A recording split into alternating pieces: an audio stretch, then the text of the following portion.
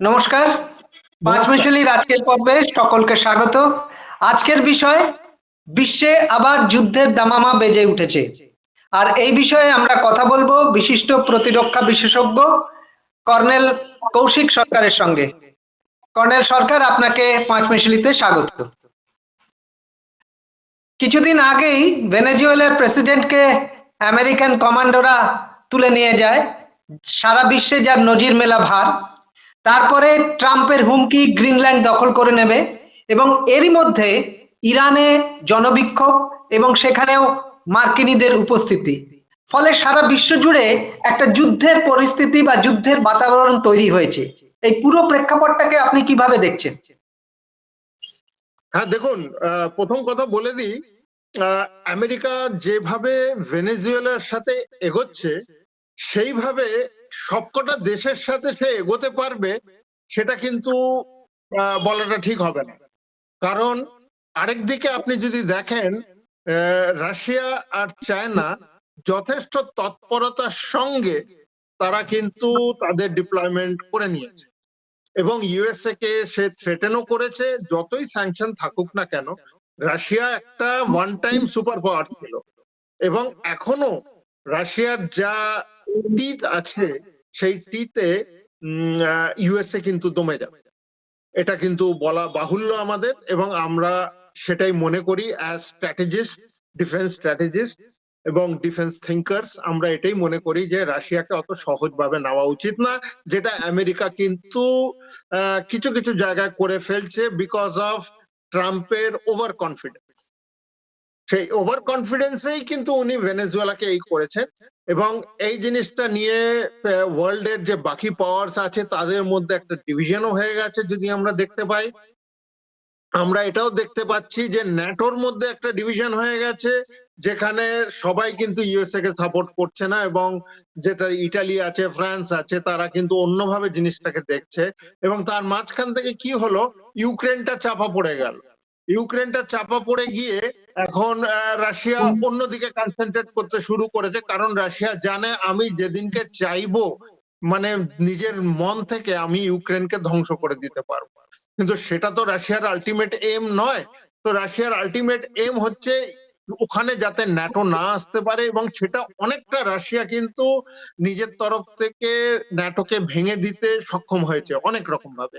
এবং সেই দিক দিয়ে দেখতে গেলে ইউএসএ একরকম কোণঠাসা, একরকম, কিন্তু যেহেতু এটা একটা সুপার পাওয়ার এবং টেকনোলজিক্যালি খুবই সুপিরিয়র এবং মিলিটারিলি সুপিরিয়র, ইকোনমিক্যালি সুপিরিয়র, তারা একটা অধিপত্য দেশ মানে ওয়ার্ল্ডের উপরে চাপাবার চেষ্টা করছে। এই যে কথাটা আপনি বললেন, আমেরিকা একটা সুপার পাওয়ার, এই অতি সম্প্রতি আপনি দেখেছেন যে গাজা, আপনি যেমন ইউক্রেনের যুদ্ধের কথা বললেন, ঠিক তেমনি ইসরায়েল এবং প্যালেস্টাইনের মধ্যে যে ওয়ার, সেই গাজা নিয়ন্ত্রণ করার জন্য বা গাজা চালাবার জন্য আমেরিকা একটা কমিটি করেছে, যে কমিটির মাথায় হচ্ছে ট্রাম্প, এবং সেই কমিটিতে আরো লোক নেবে।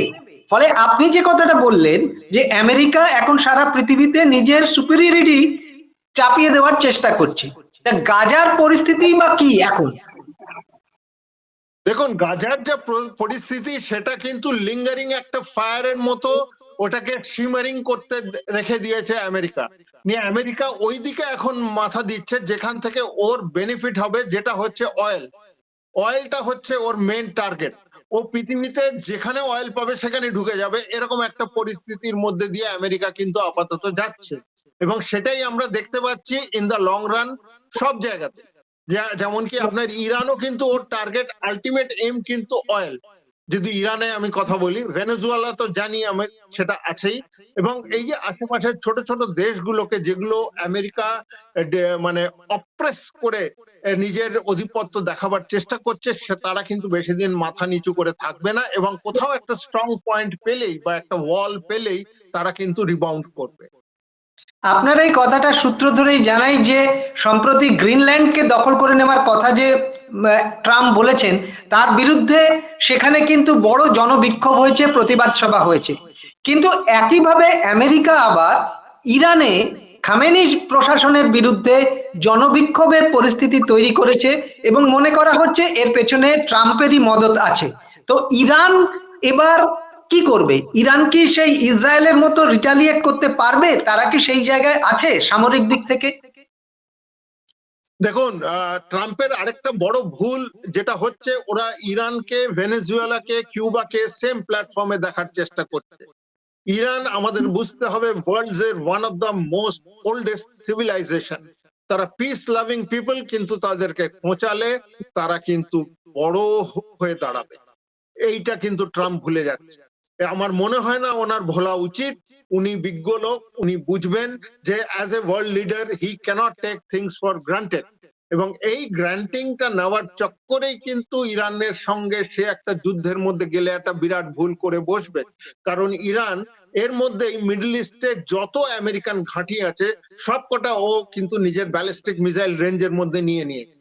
এবং ব্যালিস্টিক মিসাইল যেদিনকে ও কোণঠাসা হবে সেদিনকে কিন্তু ও একবারও ওয়েট করবে না যে আমেরিকার কোন রকম মানে বেসকে সে ছেড়ে দেবে। তো এখন আমরা যদি দেখি কাতারের যে আমেরিকার বড় বেসটা আছে, যেখানে প্রায় 10,000 ওদের সৈন্য আছে, 52টা বম্বার্স আছে, সব আছে ওখানে, সেই জায়গাটাকে কিন্তু ওরা টার্গেট করে নিয়েছে, যেটাতে ট্রাম্প কিন্তু আপাতত ভয় পাচ্ছে। এবং যেহেতু ইরান এখন এক্সিকিউশন যেটা হচ্ছিল ওদের দেশে সেটা বন্ধ করে দিয়েছে, ট্রাম্প কিছুটা ব্যাকফুটে আছে আপাতত। কারণ এই যে ঝামেলাটা শুরু হয়েছে ইরানে, এটা কিন্তু ট্রাম্প আর ইসরায়েল দুজনে মিলে করেছে। ইসরায়েল আগে ভেবেছিল আমি প্যালেস্টাইনের মতো ইরানকে একদম ধ্বংস করে দেবো, কিন্তু যখন ও দেখলো ইরান ইসরায়েল ওয়ারটা যেটা হলো, সেটাতে আমরাও দেখেছি ইরানকে কিন্তু দমানো অত সহজ না। ইরান ভিতরে ভিতরে এমন সব মিসাইলস বা ব্যালিস্টিক মিসাইলস তৈরি করে রেখেছে, যেটা একদম রাইট টাইমে তারা কিন্তু সেইগুলো ইউজ করবে এবং ইউজ করতে বাধ্য হবে। তুমি যতই আনরেস্ট করো ইরানের ভিতরে, খোমেনি কিন্তু সেটা অত তাড়াতাড়ি মেনে নেওয়ার মতো লোক কিন্তু নন, এটা আমার মনে হয়। আপনি বললেন যে আমেরিকা একটু চাপে আছে, কিন্তু বাস্তব কথা বলছে যে খমেনি তাদের দেশে অপরাধী হিসেবে যতজনকে ফাঁসি দেওয়ার কথা ঘোষণা করেছিল সেই ফাঁসি কিন্তু সে স্থগিত রেখেছে, এবং বলা হচ্ছে যে এটা মার্কিন চাপেই হয়েছে। এবং খোমেনি ফাঁসি রদ করার সঙ্গে সঙ্গে আমেরিকাও ইরানের প্রতি কিছুটা নরম হয়েছে। তাহলে কি দুজনের মধ্যে এখন স্নায়ুর যুদ্ধ চলছে? ইয়েস, এক্স্যাক্টলি সেটাই। কিন্তু কারণ দুই পক্ষই জানে, দেখুন আমেরিকার একটা কথা আছে, ওরা কোন রকম বডি ব্যাগস অ্যাকসেপ্ট করতে পারে না। ও জানে আমি লড়াইতে নামলে আমার ক্ষতি হবে ইরানের সাথে, এবং আমি কিন্তু ওর দেশে কিন্তু ওর এগেনস্টে চলে যাবে যদি এখানে ডেড বডিজ ও আমেরিকাতে ফিরে যায়। কারণ এই যুদ্ধে ইরান ছেড়ে দেবে না, কিন্তু ইরান এইটাও এনশিওর করবে যে আমেরিকার খুব ক্ষতি হয়। সেই কারণেই কিন্তু দুই পক্ষই, কোন দেশ চাইবে না যে আমি ধ্বংস হয়ে যাই, দুই পক্ষই, unless he is mister Zelensky. তো এই এই জিনিসটা মাথায় রেখেই কিন্তু খোমেনি নিজের কাজটা চেলেছে, এবং সেই কারণেই দাবার খেলাটা চলছে, যে এ কিছুটা এগোচ্ছে, ও কিছুটা এগোচ্ছে, ও কিছুটা পিছোচ্ছে, এ কিছুটা পিছোচ্ছে। এই এগোনো পিছনো করেই কিন্তু ইসরায়েল, এই ইরান আর ইউএসএ, সাথে ইসরায়েল এরাও আছে, কিন্তু ইসরায়েল ভুললে যেতে যাবে না যে Israel is also involved in this warfare. তো এই তিনজনের মধ্যেই কিন্তু একটা ছক খেলা চলছে। আপনি এই যে কথাটা বললেন যে দুজনের মধ্যে স্নায়ুর যুদ্ধ চলছে, সংবাদ মাধ্যমে ইদানিং একটা কথা, একটা শব্দবন্ধ খুব চালু হয়েছে, সেটা হচ্ছে পেন্টাগন পিৎজা ইন্ডেক্স। মানে হচ্ছে যে পেন্টাগনে বা আমেরিকা যখনই কোনো বড় অপারেশন করে তখনই দেখা যায় যে পেন্টাগনে পিৎজার অর্ডার মাত্রাতিরিক্ত বেড়ে যায়, এবং ইদানিং নাকি সেটা আবার দেখা যাচ্ছে। এর আগে ইরাকের সঙ্গে যুদ্ধের সময় বা অন্যান্য অপারেশনের সময় ঠিক একই জিনিস দেখা গেছিল, এবং সেই পেন্টাগন পিৎজা ইন্ডেক্স আবারও নাকি বাড়ছে। তাহলে কি আগামী দিনে বড়সড় কোনো যুদ্ধের পরিকল্পনা ট্রাম্প সরকার বা ট্রাম্প প্রশাসন নিচ্ছে? আমেরিকাকে আজকাল এমন হয়ে গেছে, আমেরিকাকে যদি একটা জায়গায় নিজের পজিশনটা বানিয়ে রাখতে হয়, he has to assert himself. ওই অ্যাসার্শনটা কিন্তু আমেরিকা যুদ্ধের থ্রু দিয়েই করে এবং করে অভ্যস্ত। কিন্তু ওর আজকাল কিন্তু ওর কিন্তু একটা জিনিস আমরা নতুন দেখতে পাচ্ছি, যেটা হচ্ছে কান্ট্রিজ মধ্যে ওর ডিপ্লোমেসি করার চেষ্টা করছে, যেটাতে যুদ্ধটা যাতে থামানো যায়, আবার যুদ্ধতে কিছু অস্ত্র বিক্রি করা যায়। দুটো জিনিসই কিন্তু আমেরিকা করে। তো আমেরিকা যখন এই দুটো জিনিসই করে, দু নৌকায় যখন ও চলে, মাঝে মধ্যে ও বিপাকে পড়ে। এবং কিন্তু এই যে আপনি বললেন পিৎজা ডিপ্লোমেসি বা পিৎজা একটা আবহাওয়া ওখানে হয়েছে, যেটা ইরাকের সময় হয়েছিল, কিন্তু এইবারে কিন্তু ইরানকে ইরাক ভাবলে চলবে না, সেটা কিন্তু আমেরিকা খুব ভালোভাবেই জানে। সেই জন্যে সে নিজেকে প্রিপেয়ার করে রাখছে ফর এনি ইভেন্চুয়ালিটি যেটা হতে পারে। কারণ ও দেখছে রাশিয়ান সাবমেরিনও কিন্তু প্যাসিফিকে ঢুকে বসে আছে এবং ওকে টার্গেট করার চেষ্টা করছে। চায়নাও কিন্তু চুপ করে নেই, চায়নাও কিন্তু রাশিয়াকে মদদ দিয়ে যাচ্ছে এটাতে। চায়না কিন্তু বড়ভাবে রাশিয়াকে সাপোর্ট দিচ্ছে, weather it is economically yeah militarily সেটা এখনো ওপেনলি আসছে না, কিন্তু যতদূর মনে হচ্ছে ইকোনমিক্যালি কিন্তু চায়না রাশিয়াকে বড় সাপোর্ট দিচ্ছে। আপনাকে এই বিষয়ে শেষ প্রশ্ন করব যে ইসরায়েলের সঙ্গে ইরানের যে সংঘর্ষ বা যুদ্ধ যাই বলুন না কেন, তাতে কি ইরানের পারমাণবিক যে গবেষণা সেটা কিছুটা ধাক্কা খেয়েছে, যার জন্য তারা কিছুটা ধীরে চলো নীতি নিয়ে চলছে? ওরা ধাক্কা খেয়েছে ইন দ্য সেন্স, একটা তো এফেক্ট হয়েছে ইসরায়েলের সঙ্গে যখন হয়েছিল ঝামেলাটা, আর রাশিয়া আর আমেরিকা যখন B-52 বম্বার থেকে বম্ব ওদের নিউক্লিয়ার ফেসিলিটিতে মেরেছিল, কিছুটা ধাক্কা খেয়েছে। কিন্তু ওরা তো খুব গভীর জলের মাছ, ওরা অনেক নিচে, মাটির নিচে কিন্তু ওদের সিস্টেমটাকে নিয়ে যাচ্ছে, এবং সে সময়টা কিনে নিয়েছে যার মধ্যে ও ভিতরে ভিতরে আরো নিজেকে রেডি করতে পারে। এবং সেই জন্য ও এখন ডাইরেক্ট কনফ্রন্টেশনে যাচ্ছে না, ও কিন্তু থ্রেট করছে। ও আমেরিকাকে থ্রেট করছে, ও জানে আমেরিকাকে থ্রেট করলে আমেরিকা কিছুটা হলেও ডাইরেক্ট কনফ্রন্টেশনে যাওয়ার আগে চিন্তা করবে, এটাই আমার মনে হয়। তাহলে আগামী দিনে সারা পৃথিবী জুড়ে বড়সড় কোনো যুদ্ধের সম্ভাবনা কি আছে? এখন যুদ্ধের সব যদি হয়, এটা একটা বিরাট বোকামি হবে, কারণ ইকোনমিক্যালি সব কটা কান্ট্রি কিন্তু রিসেশনে আছে।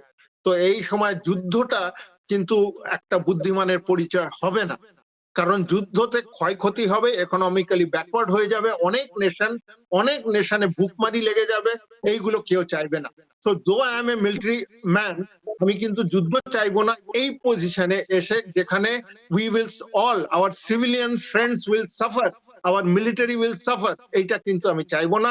এবং সেই জন্য আমি চাইবো না যে একটা ওয়ার্ল্ড ওয়ার 3 গিয়ে পরিণত হোক। কিন্তু আবহাওয়া কিন্তু ওই রকমই একটা কন্ডিশনে নিয়ে যাচ্ছে যে সবাই নিজেকে সামরিকভাবে কিন্তু প্রিপারেশন করছে। আমরা সাধারণ মানুষ হিসেবেও চাই না যে পৃথিবীতে আবার কোনো যুদ্ধের আবহাওয়া তৈরি হোক বা যুদ্ধ তৈরি হোক, কারণ যুদ্ধ শুধু ক্ষয়ক্ষতিই দেয়, কোনো সমাধান দেয় না। আজকের অনুষ্ঠান এখানে শেষ করছি। আপনাকে অসংখ্য ধন্যবাদ। নমস্কার। নমস্কার।